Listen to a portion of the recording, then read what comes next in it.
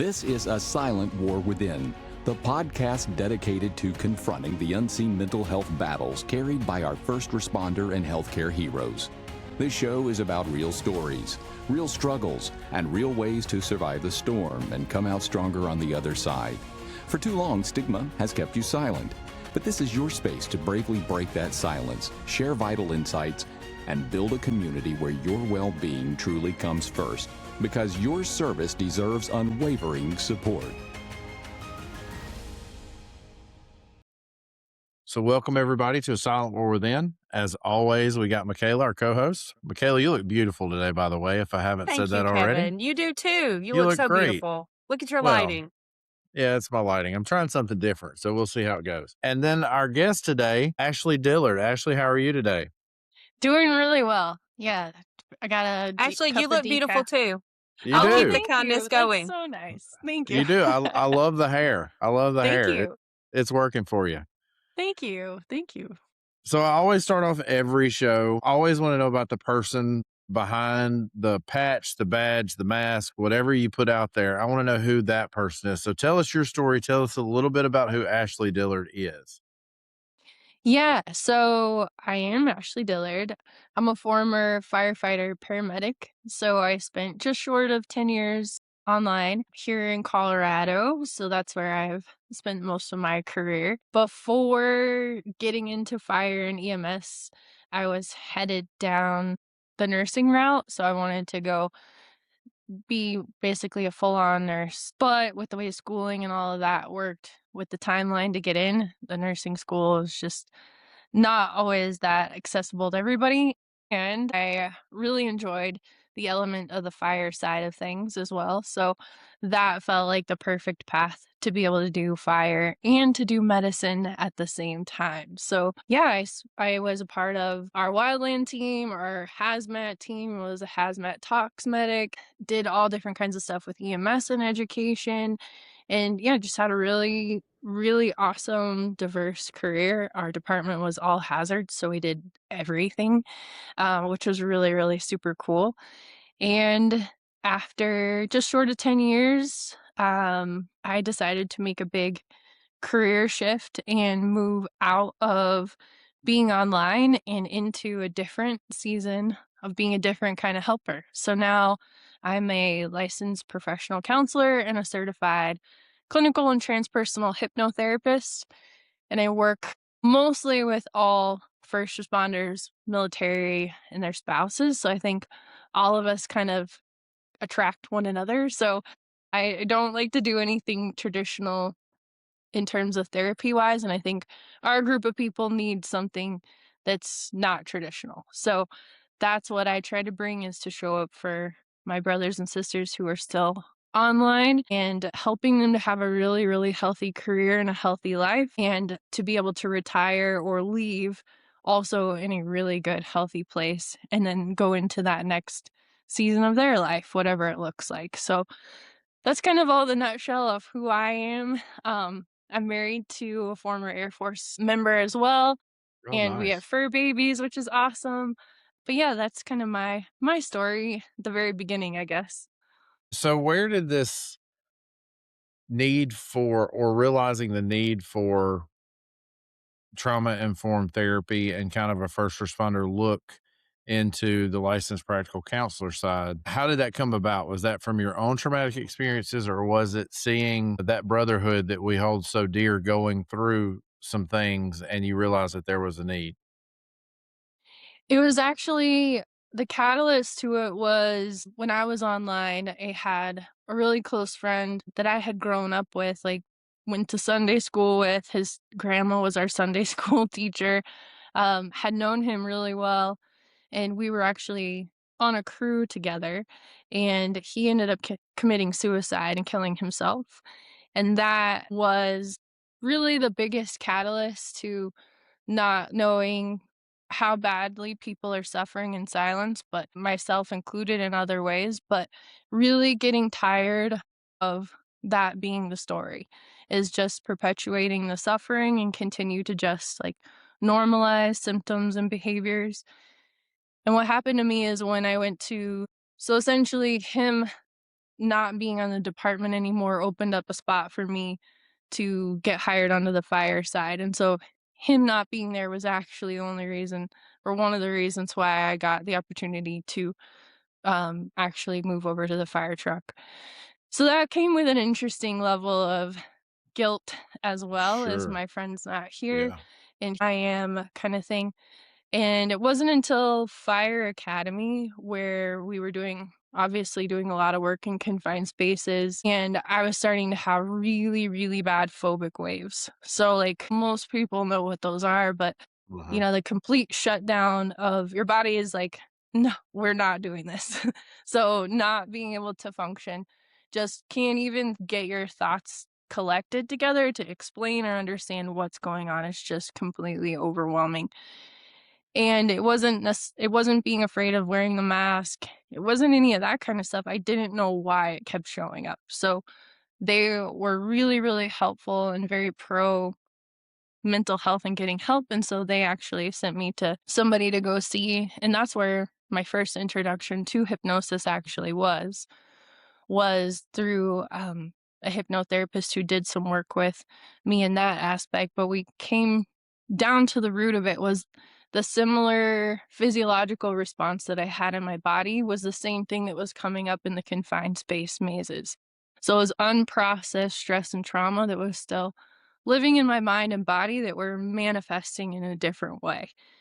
So I did a lot of work around that and got to the point where I couldn't even speak about him or bring up his name without completely melting down, and to now I can talk about him and honor his legacy. And him, that path that he took ultimately led me to where I am today, and I see that as a gift. Like, now I get to help other people not get to that point of complete hopelessness or complete desperation.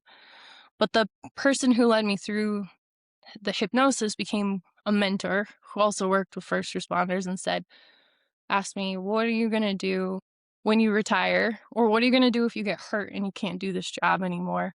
And I said, "You're crazy, because I'm doing this for 20 years and then I'm getting retirement and I'm done." And he's like, "You should really think about it. Like, you should Mhm.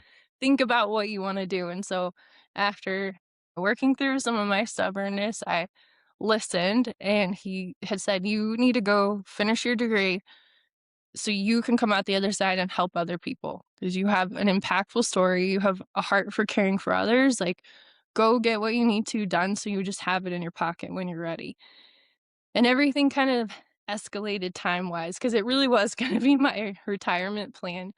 But I started to feel incredible amounts of burnout, incredible amounts of not wanting to do the job, not wanting to be at the job, like, just seeing a lot of symptoms show up in my body. My hormones were jacked up, my sleep was so messed up, my cortisol was totally crazy high, like, it just all this stuff, and it started to trickle into other areas of my life with my relationship, just different things that I was like, I can't either continue to do what I'm doing or it's time to make a shift. And I, at that point, was still in my internship and started to get really, really busy.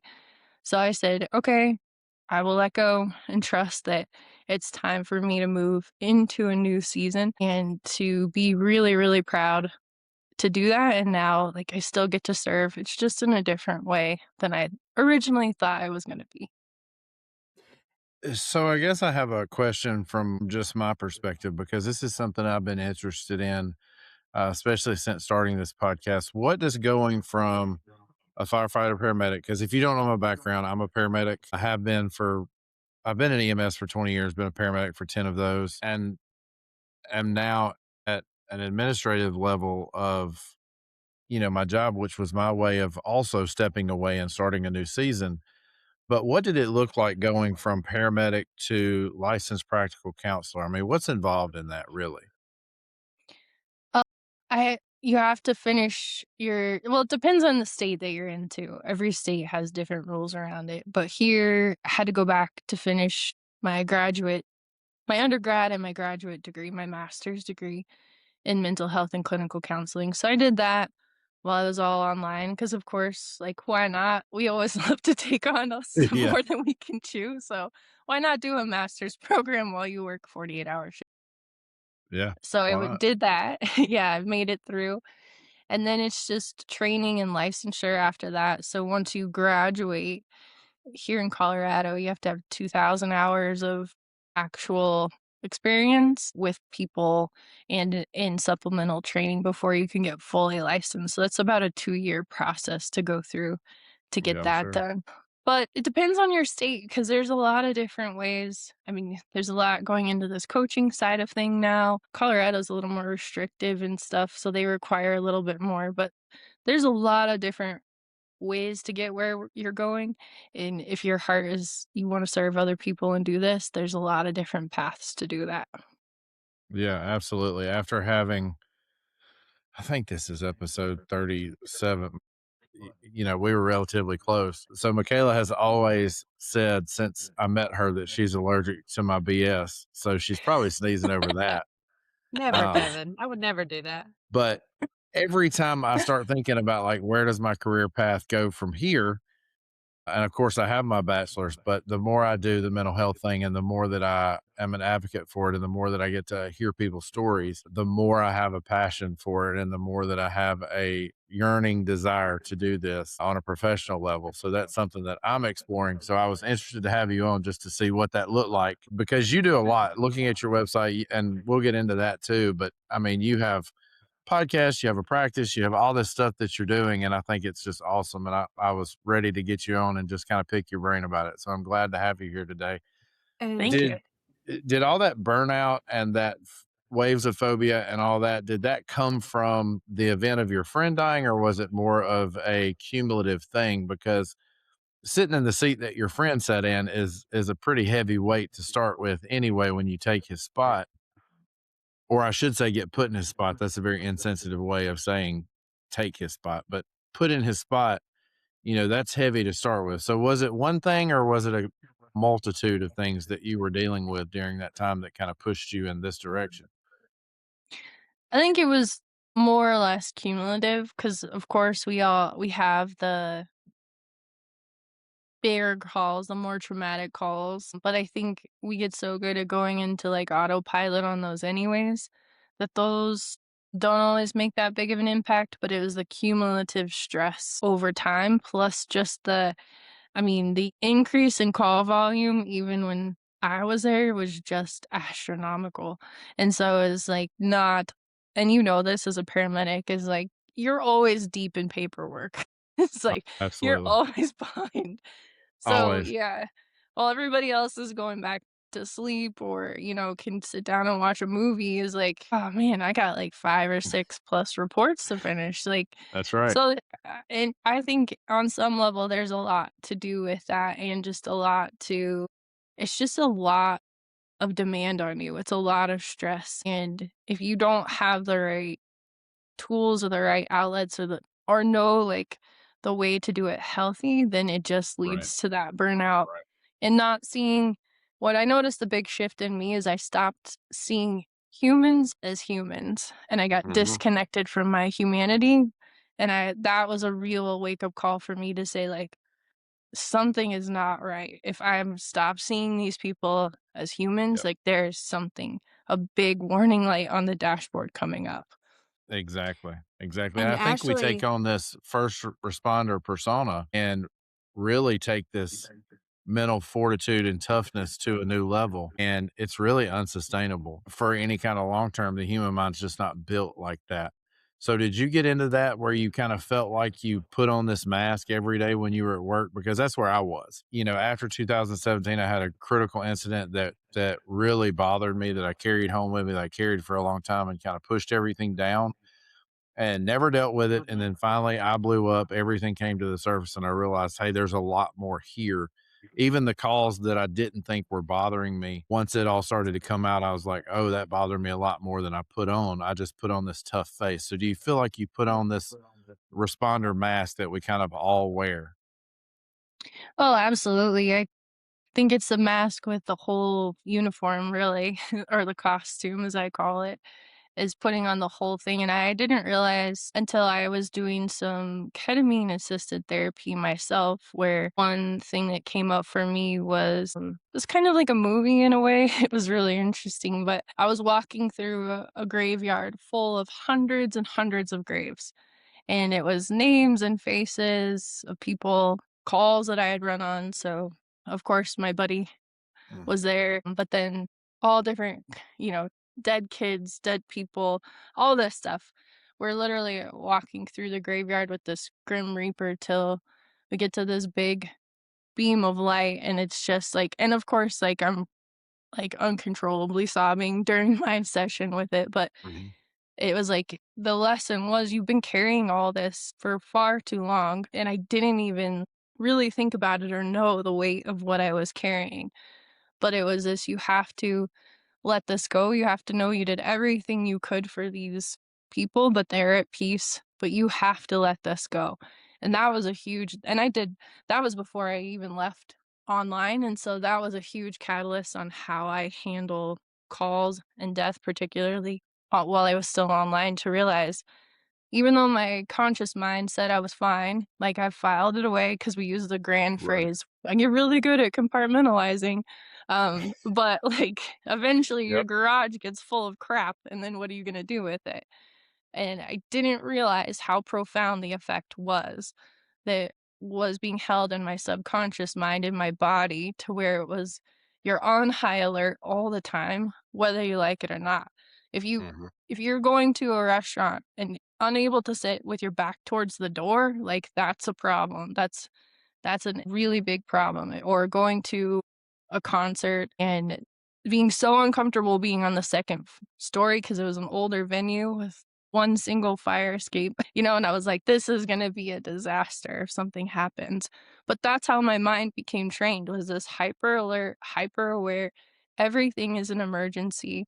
And I would get home and it's like, why the heck can I not rest? Like, why do I'm so exhausted, I'm so tired, but rest. I can never rest. And my nervous system was so jacked up that it just became this constant survival. Like I was just having to survive every time I drove into work. Then it was like, okay, you got to kick it up a notch. You got to kick it up a notch. Got to kick it up a notch till you don't have anything left. And then you're just salty and angry and completely burned out without knowing why. Sounds like you were in fight or flight the entire time that was happening to you. Did you have one specific call that you remember that like pushed you over the edge and you're like, this is not healthy, and your like internal compass kind of changed to where this is not sustainable for you? I don't know that I had one specific call, but I think it was actually, I'd say, more of an interaction on a call that really like was a big game changer for me. And I was actually acting engineer and I had an acting officer, and then we had a younger firefighter who was on probation. And I remember the acting officer, who was very well veteran. I think he was in like 18 years or so. But we went on a single motorcycle accident on one of our really nasty highways, and the person ended up being completely mangled, like just one of those real gruesome ones. And I remember him telling the younger firefighter, you need to go look at the body. You need to go look at everything, because the more you look at it, the less impactful it becomes. And I was like, couldn't even believe what I was hearing, was this like sending this person who's probably never ever seen anything like this in real life, maybe on the movies, which is not the same, but you're telling them to go see as much trauma, as much gruesomeness, as much death as possible so that you ultimately become desensitized to it. And I was like, this is just, I don't like that. Like, that was a real wake up call for me, is like, oh, this is what's actually ingrained though. This is what you're trained to do, is to desensitize. So if you can't just be desensitized at work and then go home and expect to be normal, or to have connection with your spouse or your kids or anything, or to want to be around other people, because you desensitize yourself. It doesn't work that way. So that was a big point that I got to, is like, this is going to make a really big impact on my life moving forward if I don't advocate for myself and say, like, okay, you can let go of this identity that you've had, or this thought around, you worked really, really hard for this career. How could you throw this away? Kind of mentality, and say, it's okay. Like, I'm doing this for myself. I'm advocating for me, but you can still have a really big impact on people and help people in a different way. We had Alex Strawber on, and she opened my mind and my eyes to a lot of different therapies I didn't even know existed that they do not teach you in nursing school. I'm talking about ketamine, the or eye paramedic movement school. therapy. I didn't know any of that they do that. And I kind of spammed your website in preparation for this podcast, and I saw that you do some of those therapies. So I know that you were talking about, your own struggles kind of led you into that space of getting help, getting therapy, getting treatment for that. I'm a big nerd for alternative therapies that are not mainstream now. So I'm like Googling everything, like trying to read as much as I can about it. So when you like identified, okay, I'm burnt out. I do not like where I'm at right now. I want to change. I want to get help. Right. And then you start going to therapy. Did you jump right into hypnosis and all that stuff? Kind of tell us, how do you get into that? Yeah, I think my path was a little more like tumultuous, trial by fire in a lot of ways. I've never had a good history with therapy. I really wasn't a fan of talk therapy, to where it honestly didn't do much of anything. And sometimes I was like, why does it feel like I'm actually a therapist for you? Like, so I had a really, like, not a great old relationship with therapy. So I kind of dove straight into the alternative methods right away, especially when I was in my internship and practicum. My supervisor was very non traditional in the methods too. And she's the one that got me introduced to ketamine, work with ketamine specifically. Because as a medic, all I knew was ketamine on the street. And I was like, are you using this in therapy? I You can't am use that. fascinated. Yeah, I'm Yeah. like, I don't know how that works, but I want to try it out of sheer curiosity. And that was kind of the biggest catalyst to, opening up my mind to some of this different work, as well as through school, learning a lot more than just traditional talk therapy, things like parts therapy, and then all the other progressive modalities, where the big one for me was I got trained in neurosomatic therapy, which is working with the nervous system in the body, because that, again, I don't think there's enough education in knowing around this, is how big of a deal your nervous system is, and how, like, it cannot be left behind when you're doing a lot of this deep mind work, because your body is always going to default back to the primal wiring, and that's safety and survival. And so working and learning that and implementing that into my life was a huge game changer as well.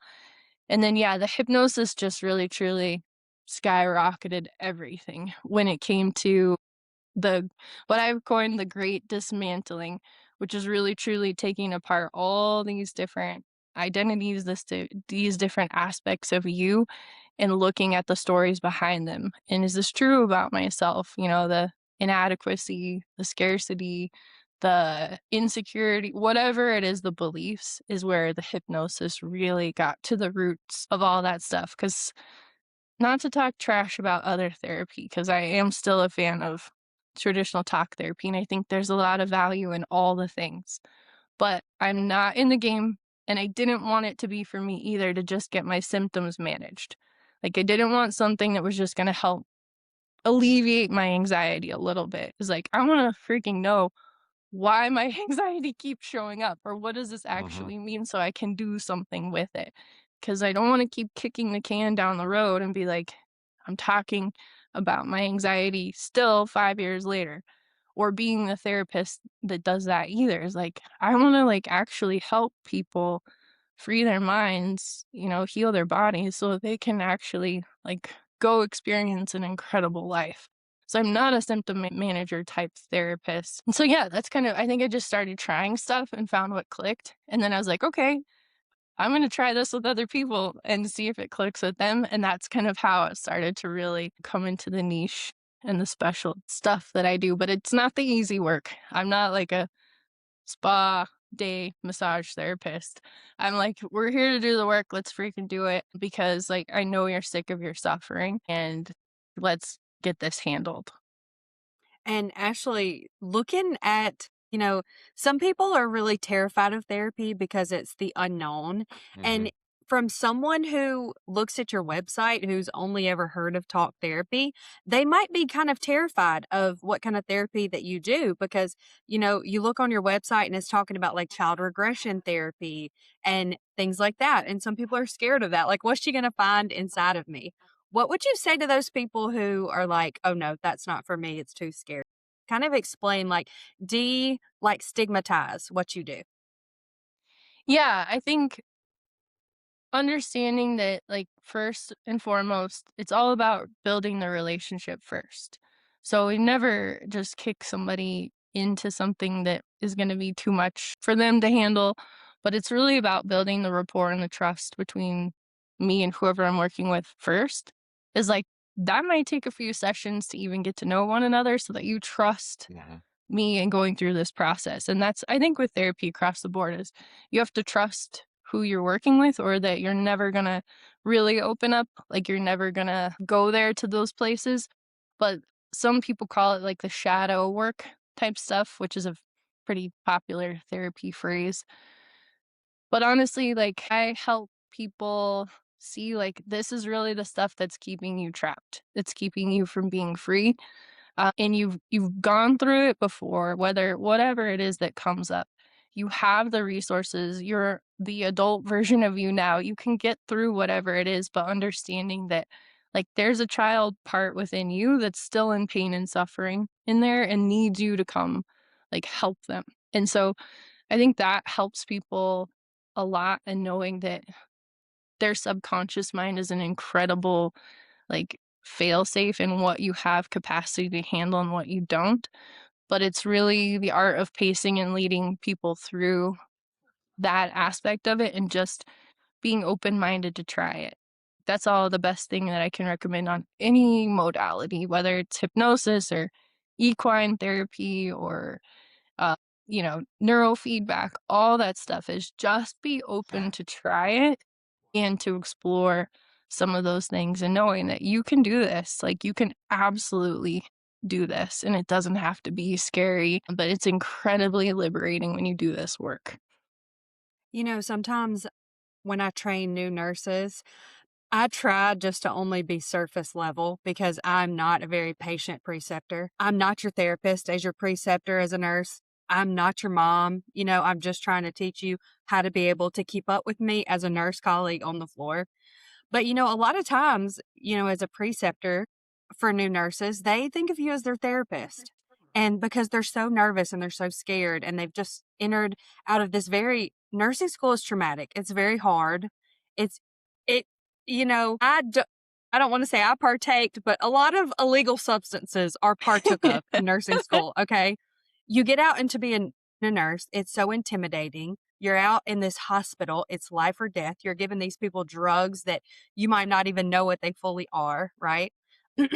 And every time I have a preceptor, it becomes a therapy session where they're telling me about their childhood and how, I went to school to prove something or, things like that. So I really do think that like the inner child healing and how you were treated by your parents, whether you grew up with a mom or dad, whether you didn't, I think all that plays in your adult life. And what would you say to the people who really haven't taken care of their mental health? And then you're going into a job like Kevin and I's job and your job, this paramedic, firefighter, first responder. Talk about the impacts that could have on them. Yeah, absolutely. I look at it actually in the view of karma as like karma is your belief systems in action. And so I don't believe it's any accident that we choose the careers that we do. So if you come from wiring or patterning or a storyline that I was never good enough or people didn't want me or I needed to prove myself or it's no surprise why like first responders pick the career they do is because well now you are always needed. You're the hero. You're making a big difference. Like, and so those beliefs get perpetuated throughout life. That's your belief system in action. So if you come into this job with some of those underlying beliefs, or even the belief that a lot of us had, right, was I'm not good enough. And if you're coming into this career with that mindset, it's going to be really tough for you in the long run because you're constantly feeling like there's already a low level of pressure to perform in these jobs. It just is. And it is life and death. But then you're also adding your own pressure on top of this to say, well, I have to do this really well. I have to perform in this way. I have to make sure that I'm liked and accepted and all this kind of stuff. And you're already adding stress on an incredibly stressful job, just inherently what the job is. And I think that's where people get in a really tough spot mentally is that stress is almost greater than the job stress itself, is because that stress is on 24/7. This is why a lot of people, even myself, I couldn't even sleep the night before I went on shift. I was so just like in my head about like, oh, I got this training tomorrow, or like I don't want to oversleep, or all this stuff already playing through my head, and I'm not even in the station yet.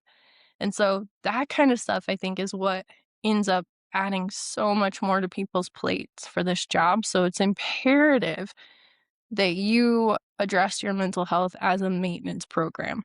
Like you're not just using it in the trenches when you've got these big events and traumas coming up. Of course, you do. But if you're more resourced and you have that connection ahead of time, it makes navigating all those things in life a lot easier. So I really do believe it needs to be a maintenance program. Even if you go in and just talk about whatever, it doesn't have to be talking about all the crazy stuff, but you know that you have that person and you're using your therapy opportunities for growth and expansion and all this kind of stuff, that it's so much more than just using it for trauma. And I really try to advocate for that as well, because don't come when it's like too late almost. You should have come like 7 years ago, at least 7 months ago, but you're here now, which is great. But really looking at it as a maintenance program, I think is the way to do the career in a really healthy way. And one of the When habits I found myself having to break in going to therapy was I would walk out of that room and I would say, "Well, you didn't have to do any real therapy work today." And she's like, "But we did. You don't realize it, but we did. Like you released a lot of stress, a lot of feelings, a lot of things." And really it was just talking about family situations and how situations at work would frustrate me or make me feel some kind of way. It was just, and she would tell me, "Stop saying that, because you are doing the work. You are putting in the maintenance program. You are going through the steps." And, after multiple sessions, I was like, yeah, this does feel really good. Like I feel much lighter when I walk out of there, even though to the outside ear, those situations that I'm talking about might sound very minor compared to, those big traumatic situations we gain. And something else that really surprised me through my therapy journey was once we started getting into some of the trauma and some of the things that I had dealt with, there was so much more underlying there. A lot of the ways I was feeling was directly connected from an event that happened in my childhood or something from 10 years ago or something that wasn't even the point of going down that rabbit hole, if you will, and getting into that. But what you find is like, I'm pretty bothered by things that happened a long time ago. I've just repressed it for so long and nobody's been able to get me to talk about it. Now that I remember the first time I cried on the couch, I was like, what is happening?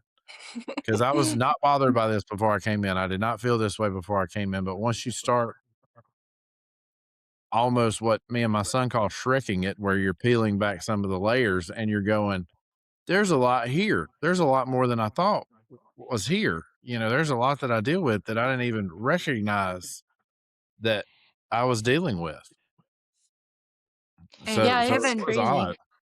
that's a really good point because that brings us to our next topic, which is like the kind of the narrative that goes around nurses stations. I'm sure police stations. I'm not a police officer, but Kevin can tell you fire stations. Mhm. I'm sure you know paramedics. We're all fine. How are you doing? I'm fine, I'm fine. you know?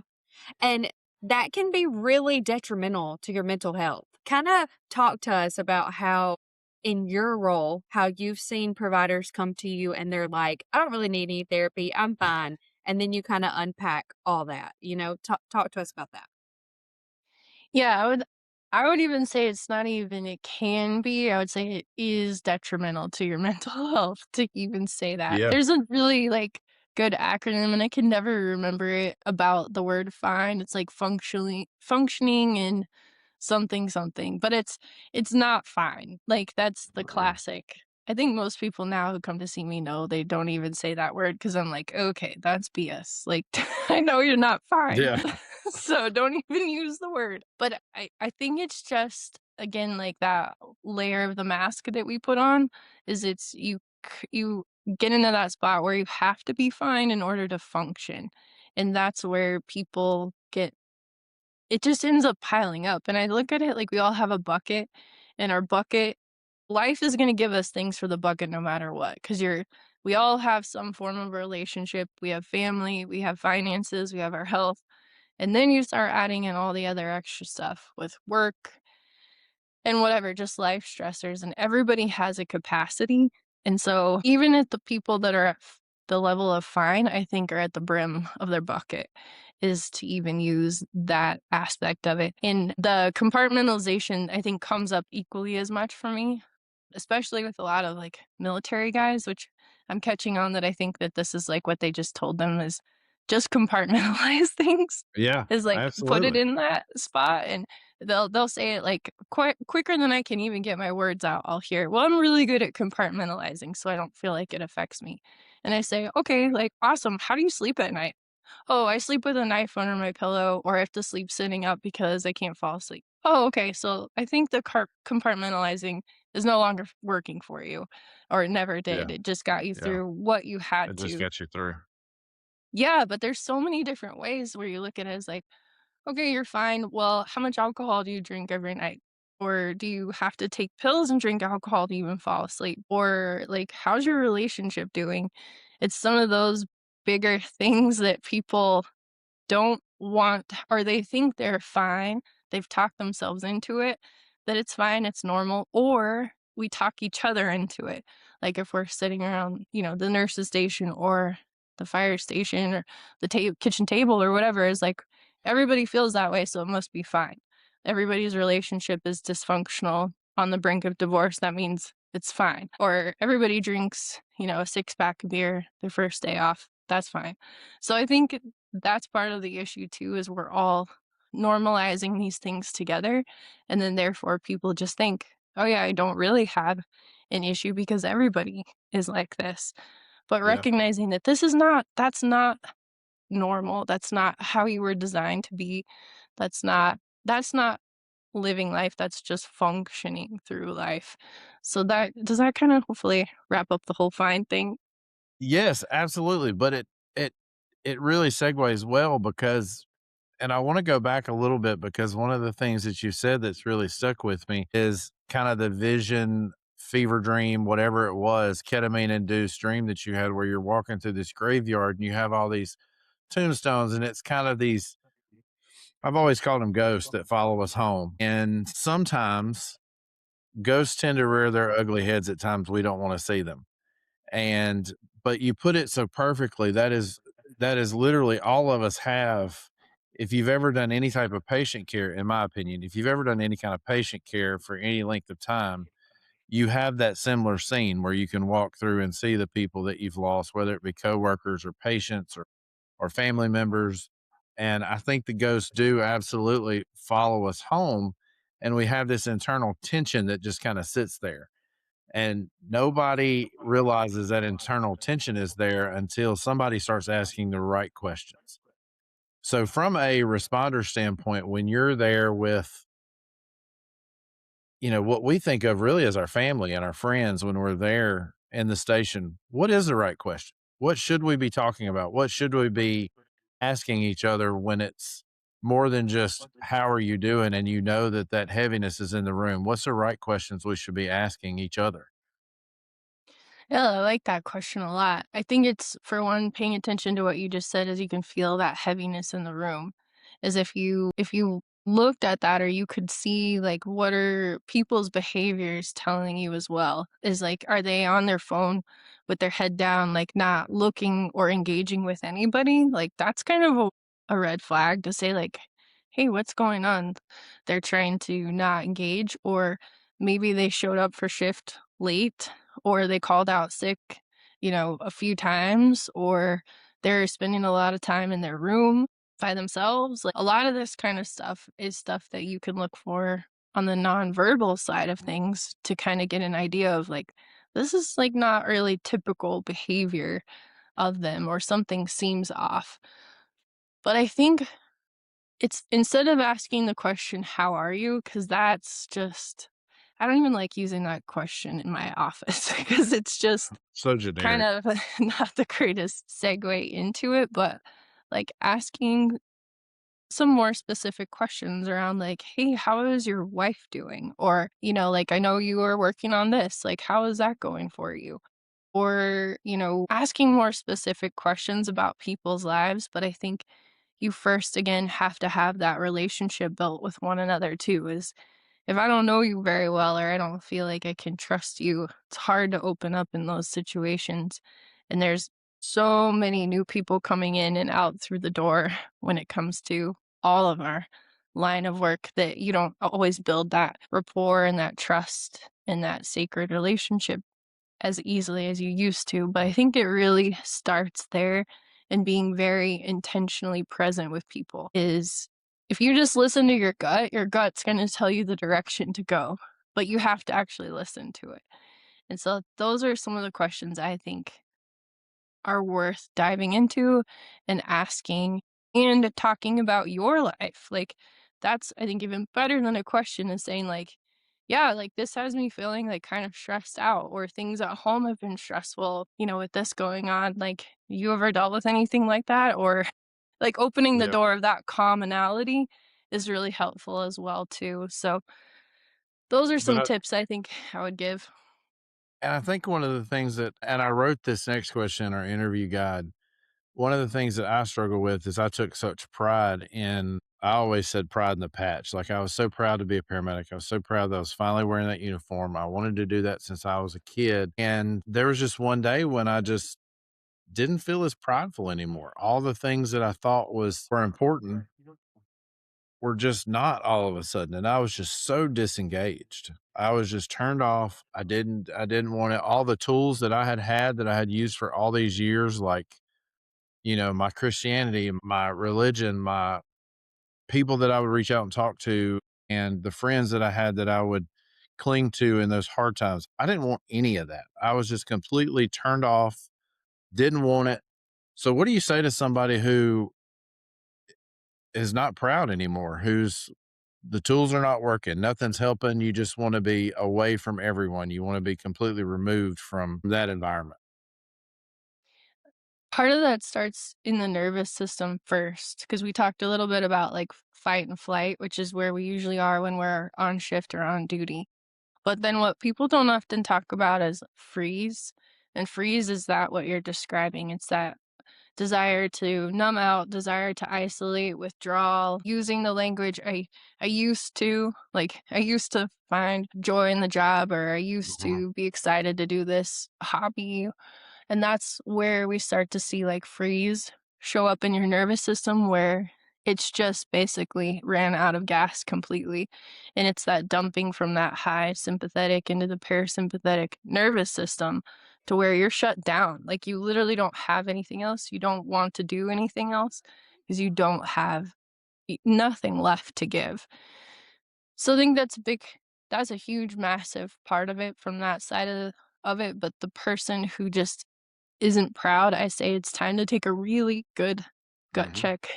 I call it the come to Jesus meeting with yourself, of like, is this what I want to sustain long term? Because can I be okay with life being like this for the next 10, however long you have until you're going to hit that supposed retirement mark?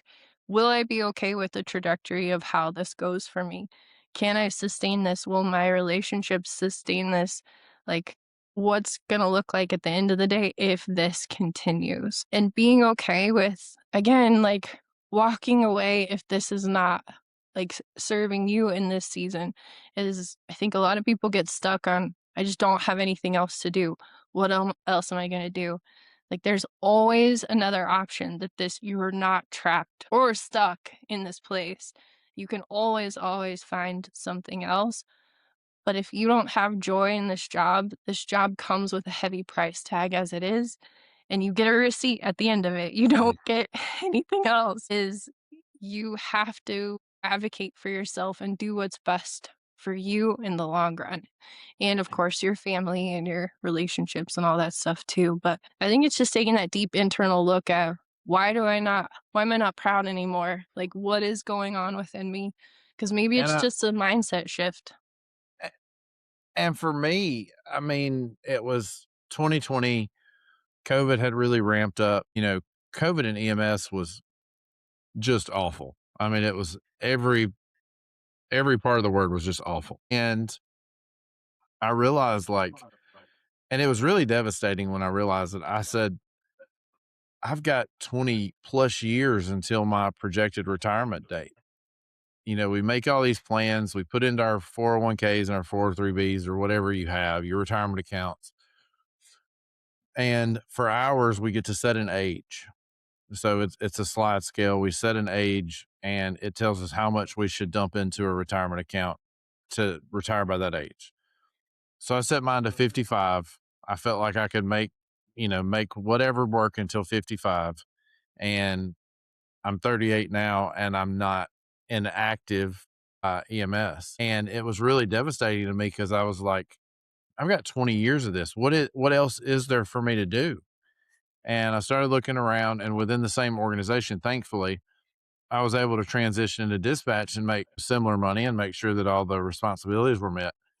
But God, what a light switch moment that was, to go to something that, even though I was still hearing the trauma, it was very different because it was a disconnect for me. Once I hung up the phone, it was over.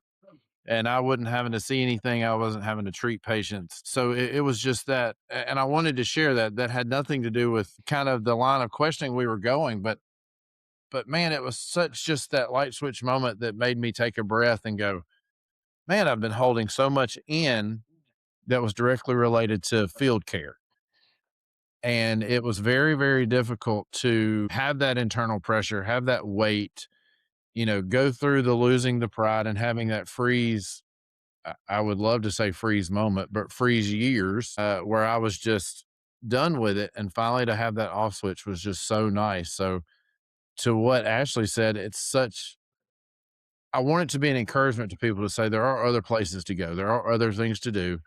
You have to look for them. It may not be something in the same organization. It may be time that you hit the road and really find something that works for you and your family. But I just wanted to share that. Michaela, you can go into part 4 there, but I just wanted to share that story because what you said just meant a lot to me. So I appreciate everything you just said. That was great.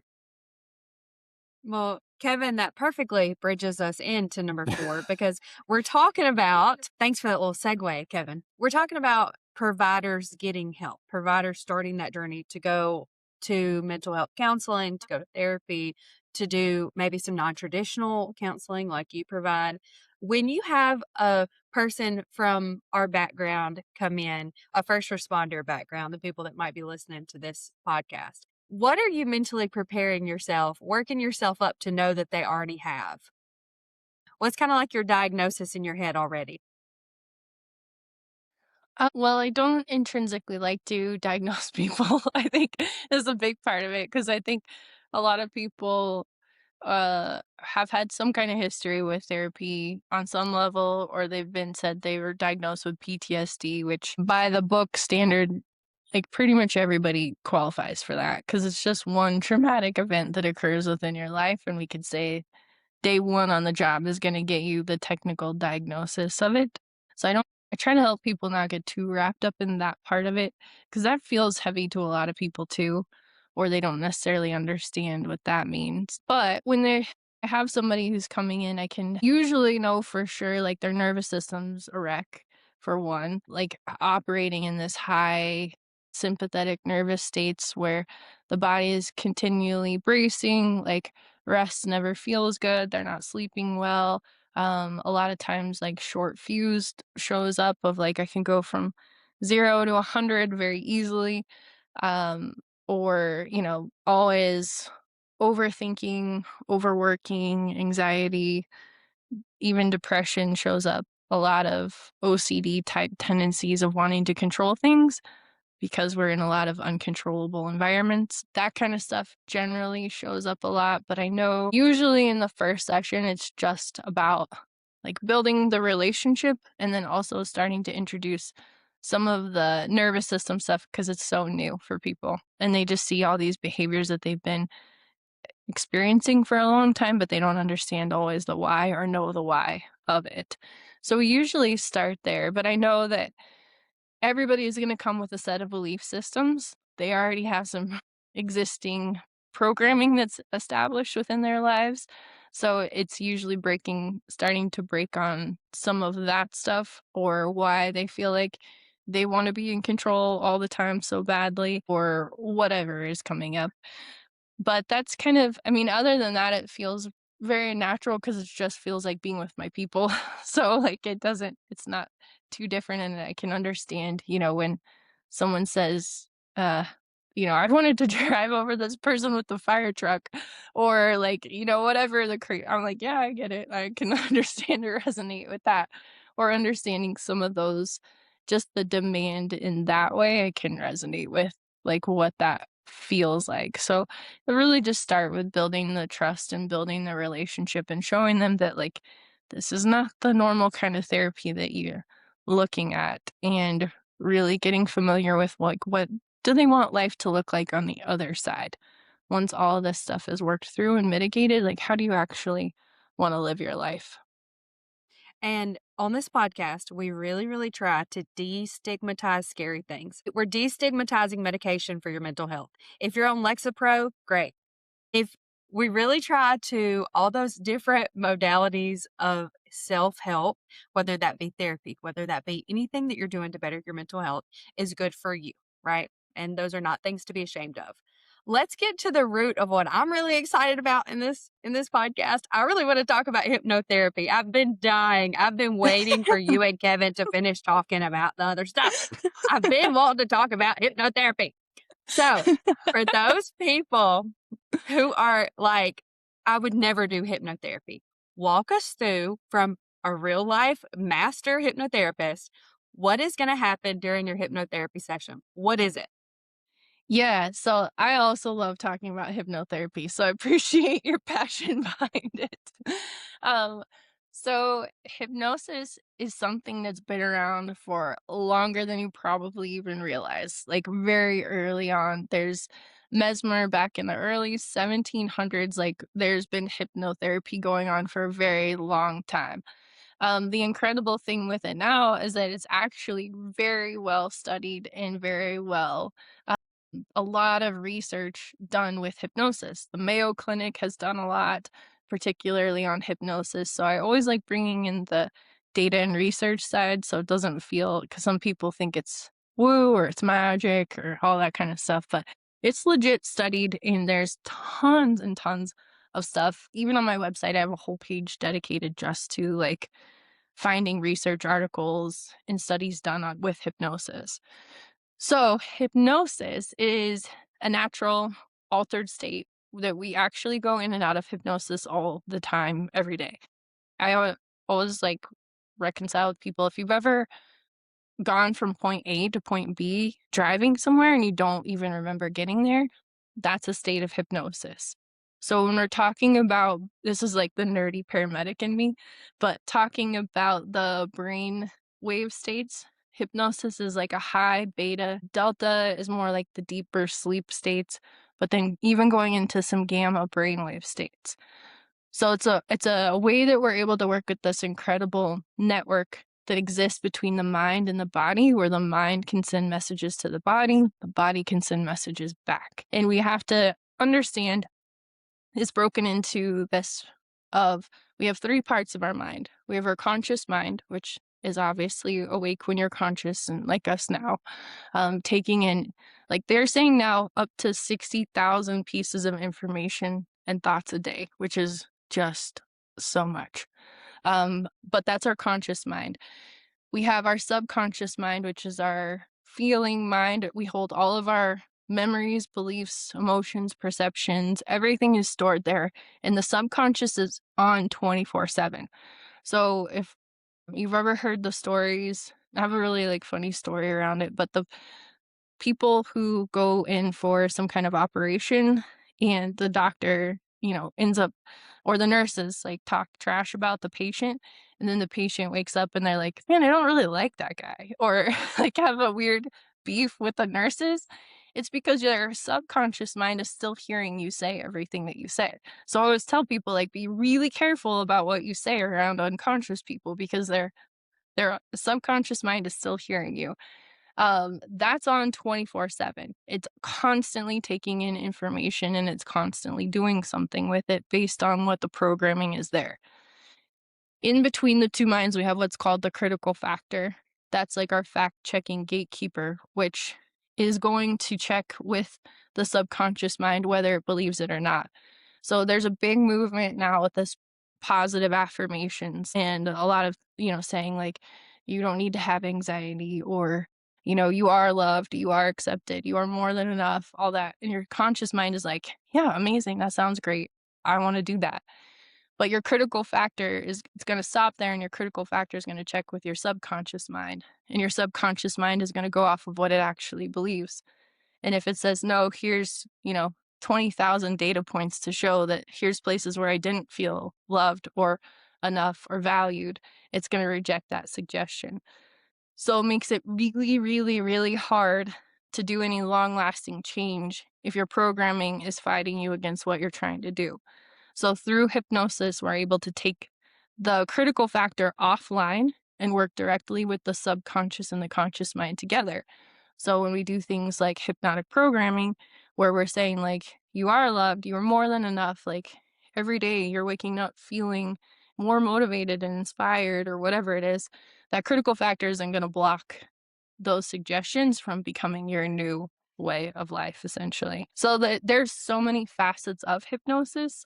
It can be used for all kinds of behavior changes. If we're talking about like stopping smoking or drinking or tobacco, to weight loss, to sleep, to stress, to pain management, to we can even use it for childbirth with no like anesthesia needed at all, to actually getting into the deeper stuff with regressions, all that kind of stuff. Anything your mind affects, hypnosis will work on. So it's an incredibly safe modality to be used. And yeah, I found that it works really, really well for it's pretty much like a mainstay in my therapy now because I'm like, I'm not going to manage your symptom. Let's get to the root of what's going on. So I use it pretty much with almost all of my people in some form or fashion. But it has been the biggest game changer for me in my own journey and my own growth to figure out a lot of this stuff that was under the surface that I could never really understand or get to of, like why I operate, having this like responsibility to make sure everybody's okay all the time, to how I spend money or my relationship with money, like all of this big stuff that never got through any kind of modality other than through hypnosis. And it's just incredibly freeing. So I love it. It's just so awesome. So I'm from Mississippi, and the only hypnosis I've ever seen is I'm going to snap once and you're going to be asleep and they like fall out, right? Walk us through, what does it actually look like? What are you doing? What's the other person doing when you're putting someone under hypnosis? Just so it's not so scary for people like me. Because in my mind, just as a backup, so you might understand people that are not as educated as others. I definitely put myself in that category. In Mississippi, we think that hypnosis, someone puts you to sleep and does things to you that no one wants to do. They make you, oink like a pig or something. So Right. hearing that it works for therapy is taking my little Mississippi brain and, not itching it the right way. So tell me what it looks like to go through hypnotherapist with a mental health counselor. Yeah. So a lot of myths and misconceptions or wonderings people come in with, like you're speaking to, of like the aspect of mind control. Like, you're gonna make me quack like a duck or bark like a dog, or like there is stage hypnosis is its own thing. Like, it's not saying that's not a thing, but you have to have a willingness to do it. I mean, if you've been to one of those shows or whatever, like, people raise their hand, they want to do it, they want to go on stage and do it. That's already that seed of willingness that you need. But it can never no hypnotist can ever mind control. It's not like that kind of aspect of making you do something you don't wanna do. Like, if I said, "Go out and order 5 Big Macs after today's session," your mind would be like, "I don't wanna do that." Like, why would I do that?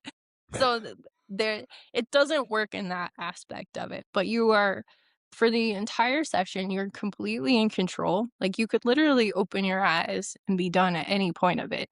You're fully conscious the entire time. So that was one of the things I thought about hypnosis too, was like you're sleeping, you don't even remember it. It's like that's not the case. Only with certain aspects would we do that. Like if we were working on, again, like helping somebody practice and because all hypnosis is self-hypnosis anyways.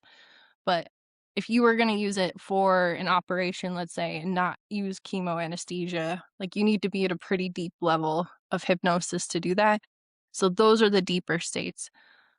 But you hear everything that, like, and often the hypnosis that I practice is really engaging, anyways. So you are actively participating in conversations. They're called gestalts, like between you and your inner child or you and what's going on. You're an active participant in it, but you remember everything of the session. There's nothing that you are not present for. But yeah, it's like I said earlier with the pacing and leading, is we usually always start with addressing a lot of those questions or wonderings that people have. The other aspect or question that comes up that you didn't necessarily bring up but might be valid for your listeners is the spiritual side of it. A lot of people think, like if they come from um, a spiritual background where they're afraid of, like something getting in my mind and it not, that kind of aspect is that's not true either. I would say like this has been the work that's connected me with my spirituality, with God, more than anything else that I've ever done. It's so totally opposite in that kind of way, but I always like to address that question too because it comes up. But we would start with like figuring out what your emotions, what your issue is now, what your emotions are, what do you feel about your problem, and then kind of what your beliefs are, so that we can start with your programming, which is very relaxing. It's very like most everybody loves the programming because it is like the massage version of things, but it shows you. And then I give people their programming to practice at home. So you are doing your own hypnosis at home without even me being there. So you're building your hypnosis muscles. Your body's getting used to it. Your mind is becoming more familiar with it. So then when we go in to do something like parts work or a regression, then you're more resourced and you feel more comfortable. But I'm always here to help you, or any hypnotist is always there with you. But I think, yeah, just not always believing what you see in movies or on TV, but it's just a different aspect, a different way of working with your mind. The other part of hypnosis too that I use is eye movement therapy, which is not EMDR. It's different than EMDR, but it's a refined version of hypnosis where we work with both sides of the brain, the right and the left hemisphere, and all four visual quadrants where your eyes are actually open while we're doing this work.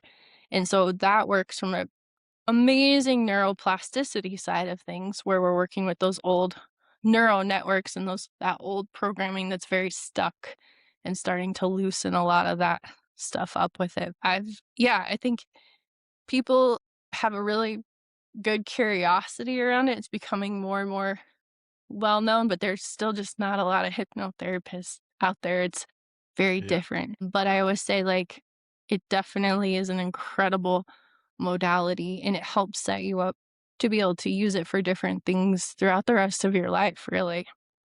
And I So, did have just one follow-up okay. question, Kevin. So if somebody, one of our listeners, is listening to this and they say, I'm really interested in this might help me. I don't get a lot out of talk therapy. Is this something that they could like hire you to do from across the country? Could you hypnotize them over like a Zoom? Yeah, everything that was one of the blessings of 2020 when everything had to figure out how to go online.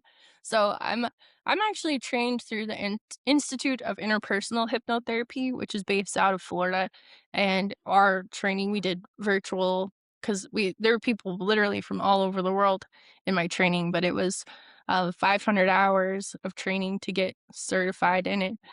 But we did everything online, and I can say I've done it both ways, in person and online for Um, myself, and it's equally as impactful both ways. So it could be done anywhere. And it's like, I think, what is it, like 90% of people can be hypnotized. It's mostly based on your hypnotist, like how skilled and qualified your yeah. hypnotherapist is. But even I've had some people who are like, "I don't know, I was in a psychology class in college and the professor tried it and it didn't work on me." I'm like, "Cool, let's try it now." Like, let's just see. And I had a good Yeah. success with somebody that just said that last week. So it's it's incredible. It is truly incredible. And for some of the stuff, I have a colleague that lost over 70 pounds with just doing hypnosis because the issue is in your mind. Like, really, and all that kind of stuff. Or stopping tobacco, like all these kinds of things, or anxiety, fear, like all this. It's just really, truly incredible. So, but yeah, I could do work wherever. So there's no like boundary too far. Yeah, that is super cool. You mentioned something that I want to kind of touch on quickly because you mentioned that this has brought you closer to God. So, how do you take somebody that is from a religious background, say for me, for instance, devout Christian all of my life? So, how do you take your faith and weave it into this if that's something somebody's interested in? Yeah, I always meet people where they are because it's the beauty in the work is like everybody is so different in their view, world's perspective. And once we break out the religion versus the spirituality side of things, figure out where people are at and just meet people where they are.